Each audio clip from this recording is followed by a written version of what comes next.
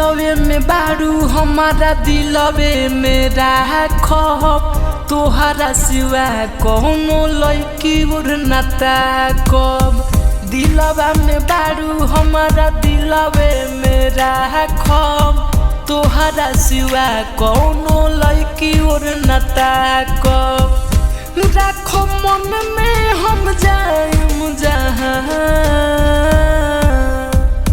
तोहरा बिना चैन कहाँ तोहरा बिना चैन कहाँ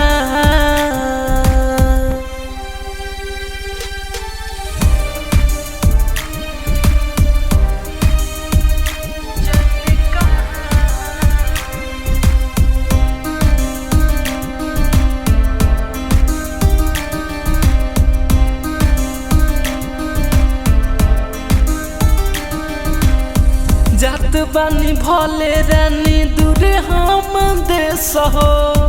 हरदम देखब हम मोबाइल में फेस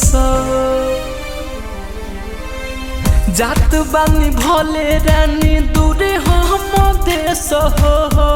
हरदम देखब हम मोबाइल में फेस हो अब तो प्यार में बारू कि तोहरा बिना चैन कहाँ तोहरा बिना चैन कहाँ तोहरा बिना चैन कहाँ। मिक्स बाय रजनीश जेके।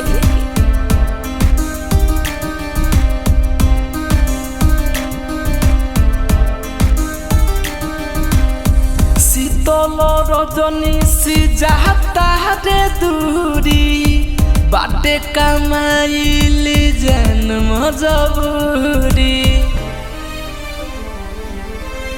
शीतल रजनी सी जाता रे दूरी बाटे कमाइली जन्म जबूरी मनीला